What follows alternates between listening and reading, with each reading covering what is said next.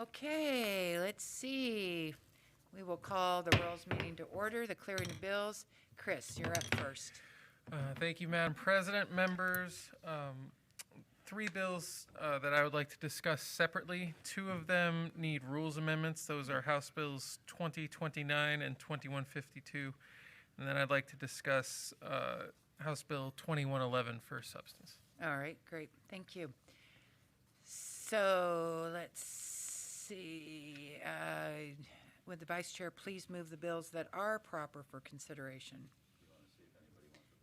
Is there anybody else that want anything pulled off at this point?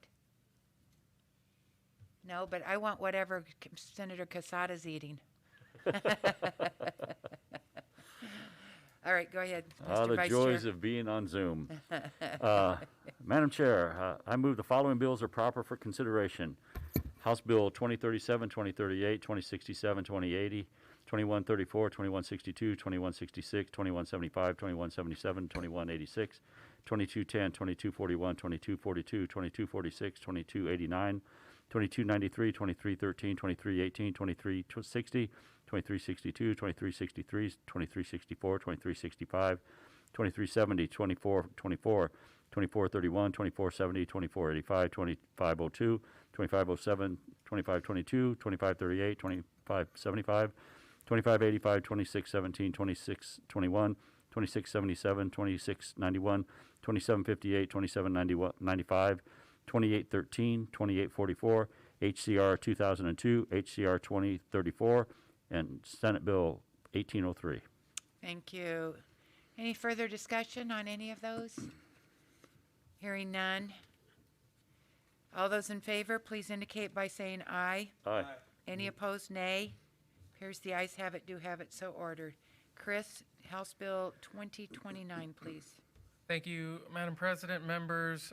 Just making a couple of technical changes to the Commerce Committee amendment that was drafted Okay. incorrectly.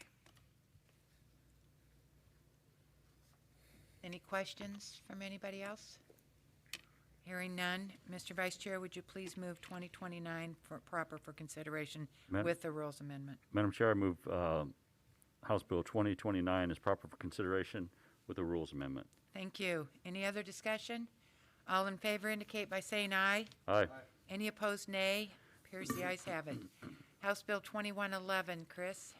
Thank you, Madam President, members. This is the measure, the Second Amendment Firearm Freedom Act, and you may recall we had a similar but much broader measure come before the committee as Senate Bill 1328 a few weeks ago. And for that bill, I did express some concerns about whether or not it was consistent with the Supremacy Clause of the U.S. Constitution.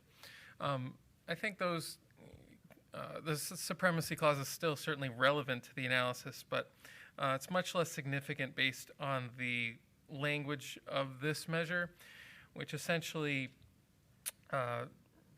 prohibits the state and political subdivisions from using personnel or financial resources to enforce, administer, or cooperate with any federal law that is inconsistent with any law of Arizona regarding the regulation of firearms.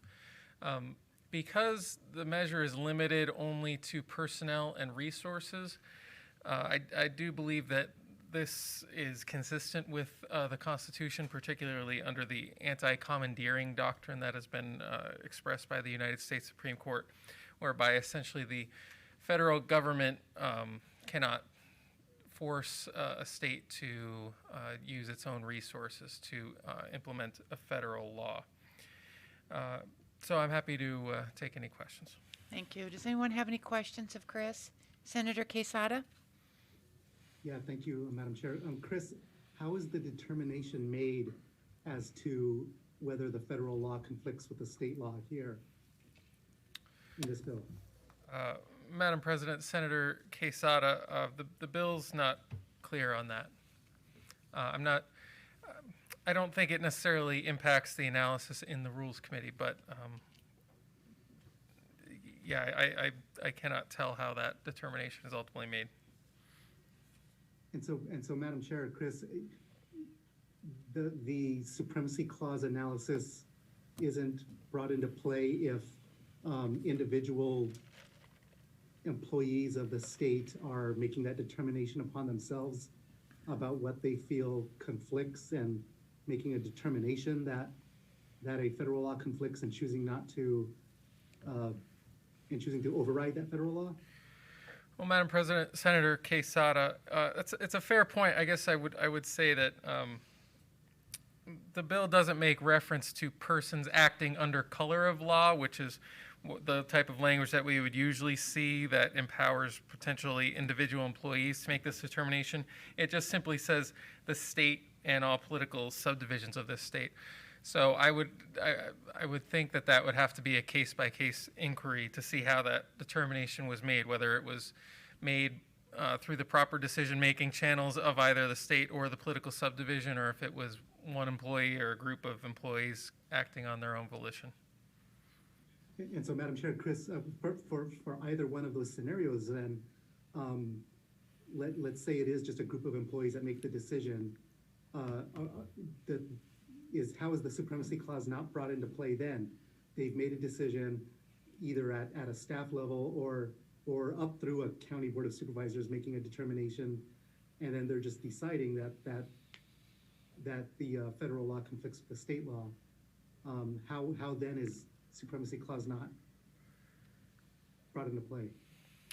Madam President, Senator Quesada, it potentially would be brought into play. I guess the point I'm making is that that's not apparent from the face of the bill. That's why I mean it could be a fact-specific inquiry. All the bill says is that the state and political subdivisions cannot use personnel or financial resources to cooperate with a federal law. Certainly the bill could be clear about how that mechanism and how that actually works in practice. But all I'm saying for purposes of the Rules Committee is that I don't see the supremacy clause implicated on the face of the measure. Okay, and one last question, Madam President, if I may. Certainly. Chris, I guess, is there a fact pattern where the supremacy clause would not come into play? And because since it's not in the face of the language of the bill, I mean, give me one where it clearly would not. Madam President, Senator Quesada, I think it would just be as simple as a federal law or rule or regulation being passed, and the legislature goes through the proper channels for making for writing a bill, passing a bill, and it's signed by the governor. I think that would be consistent with the anti-commandeering doctrine, as long as it was limited, as this bill states, to enforcing or administering the act. I think the difference with the supremacy clause is that the state here is not trying to unilaterally assert that the federal law is invalid in Arizona. It's simply saying that the state's personnel and resources can't be used to implement that federal law. But the federal government is free still under this measure to assert its authority under the federal law within the state. Okay, thank you, Madam Mayor. Great, thank you. Any further questions, comments? Mr. Vice Chair, would you move the bill 2111? Thank you, Madam Chair. I move that House Bill 2111 is proper for consideration. Thank you. Any further discussion? Hearing none. All those in favor, please indicate by saying aye. Aye. Any opposed, nay. No. Senator Alston, how do you vote?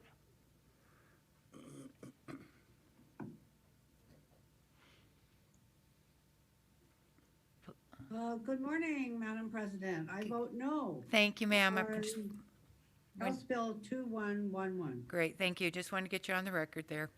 House Bill 2152, Chris? You have to call a vote, Madam President. I'm sorry. Yes, Senator Alston is a no, Senator Quesada is a no, and Senator Rios No, I is just a meant no. you have to say the ayes have it. Oh, and the ayes have it, do have it so ordered. Thank you. 2152, Chris. Thank you, Madam President. This is just a typo. I believe the French pronunciation of the word is waiver, but I was really supposed to say waiver. So I'm happy to answer any questions. I'm not sure what to do with that one, Chris. Does anybody have any questions or understand French? Hearing none, Mr. Vice Chair. Madam Chair, I move that House Bill 2152 is proper for consideration with a rules amendment. Okay, thank you. I have one quick question before I vote. How do I explain that on the floor?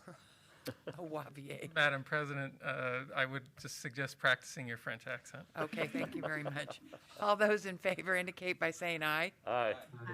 Any opposed? Appears the ayes have it. The following bills will be placed on the consent calendar.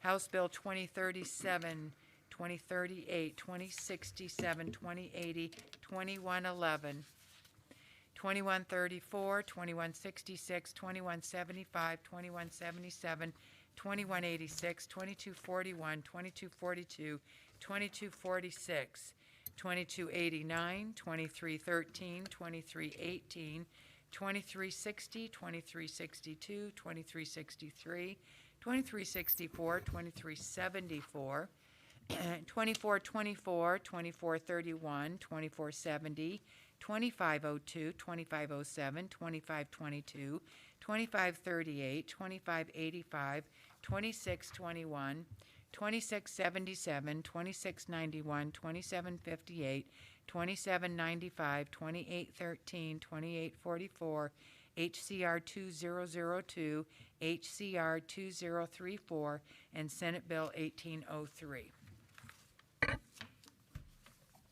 Any further discussions, comments for the good of the order? Hearing none, we are adjourned.